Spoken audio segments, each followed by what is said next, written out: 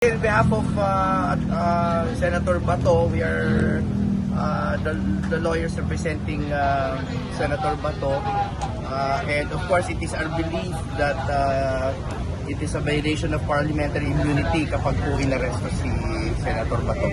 So we're trying to prevent this unlawful arrest, and hopefully we can appeal to the senses of the parties acting behind this arrest.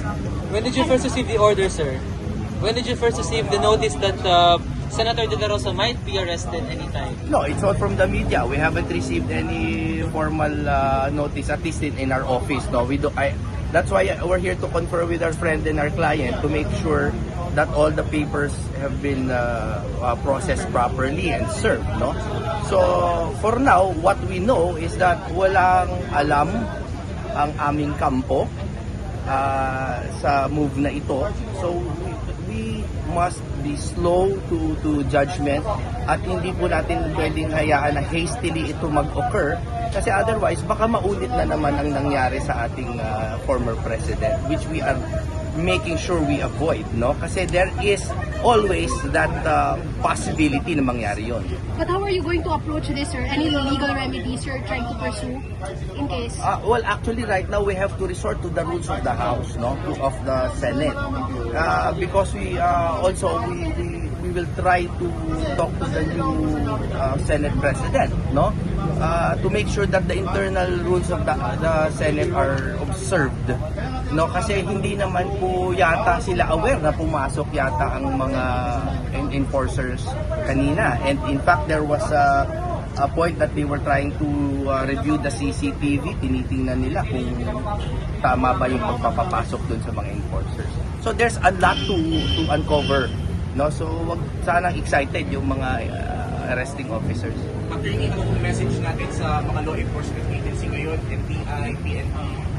Please exercise maximum tolerance. Please exercise restraint, because they have to realize that this is very politically charged. This is going to have an impact on our nation and the trust and the confidence of the Filipino people in our enforcement procedures. At sana maalala din po nila na si Senator Bato, ngayon pong matagal na nilang pinananawagan na pumasok, ay pumasok na dutifully and fully aware of the changing circumstances in the Senate. So bigyan naman natin ng time for those new changes to set in and to simmer bago po makialam ang mga enforcers. But don't you think this is a strategy to, kung sakali ay you'd exhaust all legal remedies, ay you'd lock inside Senator De La Rosa inside his office in the Senate and exercise the notion of parliamentary immunity? Don't you think this is a strategy on your part? There is nothing strategic about resorting to the rule of law and to the internal rules of the Senate, no? Yes. In fact, kung talaga namang umiiwas si Bato knowing na merong ganitong mga risks, no? Bakit siya pumasok? Pumasok siya with full faith in our enforcement procedures and in the rules of the Senate. So, sana suklian po yon ng ating enforcers, knowing pinakita niya na hindi naman talaga siya nagtatago at all, because he is here, he is present, no? And we ask for the Senate to implement the rules strongly, because this will leave this will leave an indelible mark in the history of our nation. I haven't talked to our client. That's why I want to be here. They're so heavily guarded. It's restricted. Wala akong signal na makuha towards them. So, and ang balita ko ay yung mga roll-up doors ay nakasara na. I don't know. These are all mga kwento, no? So, I hope everyone calms down. No, everyone, even the press po and even the executive, everyone calm down. Bigyan po kami ng panahon. Dahil hindi naman po magkakaroon ng difference kung arestuhin siya this minute or 3 hours from now or 24 hours. He is there. There's no chance of absconding.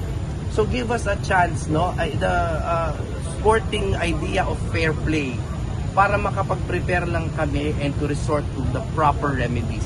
Sir, but is he willing him? to surrender, Sorry. Is he willing to Well, I have to know. I have to find out. But surrender to what?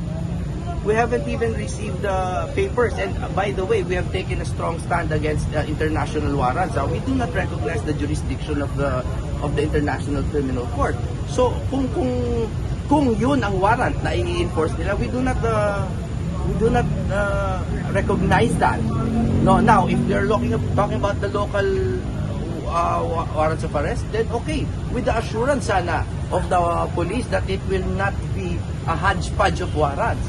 Baka mamaya yan, hodgepodge na, gamitin nila yung local warrant tapos biglang idikit nila yung international warrant. That's very illegal. Nakita mo na sir yung pinapakita ni former Senator Trillanes na Again, ICC warrant. Again, only on media, no, on social media, nakita ko yung emblem ng International Criminal Court.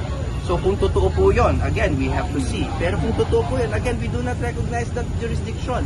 And if, kung sakali man, assuming arguendo na valid yung warrant na yan, kailangan pong dumaan yan sa competent judicial authority as we have been long arguing under Article 59 of the Rome Statute.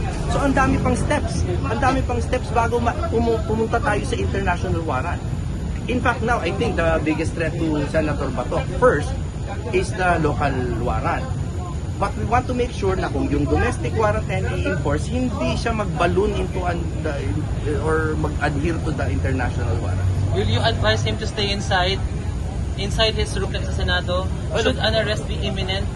Will you advise the same? Yeah, well, for now, I just simply have to talk to my client. Pero sir, magsisig kayo ng ganong possibility na if ever man na may ICC warrant o may any warrant of arrest, There's always TROs available to us. These are all judicial processes legally available to us. And we ask the public to understand that it is our job as lawyers to resort to all judicial processes. Hindi po pagtatago yan. In fact, mabuti nga sumusunod kami sa batas. No? As a matter of fact, si Senator Bato sumusunod po sa batas, pumasok with full faith in the rule of law na hindi siya basta-bastang dadamputin. He could have not attended today. No, but he is here in full faith that the enforcers will follow the rule of law. I hope they do not violate Article 145 of the revised penal code. Just to be clear, sir, wala siyang knowledge na nandyan ngayon yung law enforcement sa loob. No, I'm sure he knows. Again, I have to talk to him. Kaya nga nagmamadali po akong pumasok. But he expects this somehow. Again, I cannot go into the mind of my client. Thank you, sir. Salamat po.